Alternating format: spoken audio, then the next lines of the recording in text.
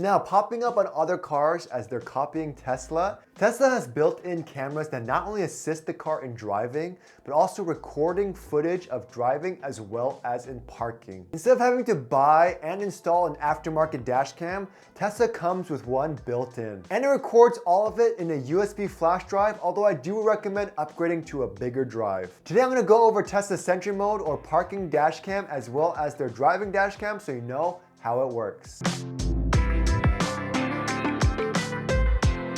What is up, guys? It's Chris with Everydaychris and welcome back to another episode of Quick Tips with Chris. First, before you get started, you have to turn all of these settings on under safety.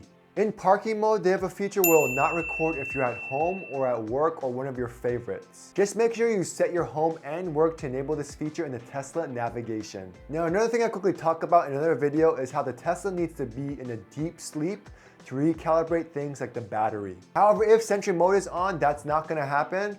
So it's nice to exclude it from home or at work or a safe area so it allows the car to sleep. Now you know Sentry Mode will be enabled because you'll see this giant circle, and inside of that circle you'll see a small red circle. Now Sentry Mode will automatically always enable as long as you enable it the first time, when the car is parked, if there's more than 20% battery in your car, and if things like camp mode and dog mode aren't enabled under your climate control. And to view the saved footage, simply click on the icon in the menu and it captures any events like motion. You can also turn off Sentry Mode manually through the app, which is a great feature to have because Sentry Mode does drain the battery really fast. So if you know you're not going to be charging your car or have low battery life, I really recommend turning Sentry Mode off so you don't lose too much battery. Also, make sure you enable View Live Camera via mobile app so that you can view the cameras in real time on your phone while the car is parked.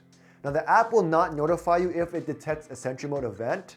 It's just for checking the cameras. However, the app will notify you if the car alarm does go off. Next up is Tesla's dash cam function that records footage while you're driving. Now I have an actual dash cam and Tesla's is a little different. Unlike normal dash cams that record footage and rewrites over old footage, the Tesla records only up to 10 minutes of footage and deletes it after the trip or after you start another journey. The only way to save the footage of you driving is by either honking the horn or manually pressing the Save Dash Cam Footage button after an event occurs. You can also save the last 10 minutes of a drive once you park. Just make sure in the settings that you enable dash cam so it automatically starts recording if there's any safety events. And as always, you can manually record while driving by simply pressing the dash cam button. And also make sure the honk on horn is blue so whenever you honk the horn, it also saves the footage. And to view the footage, just click on the dash cam button. Now I wish they allowed us to save the entire trip and rewrite over old footage.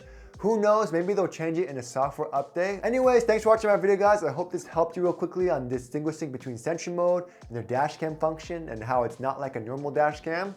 And I'll see you guys next time.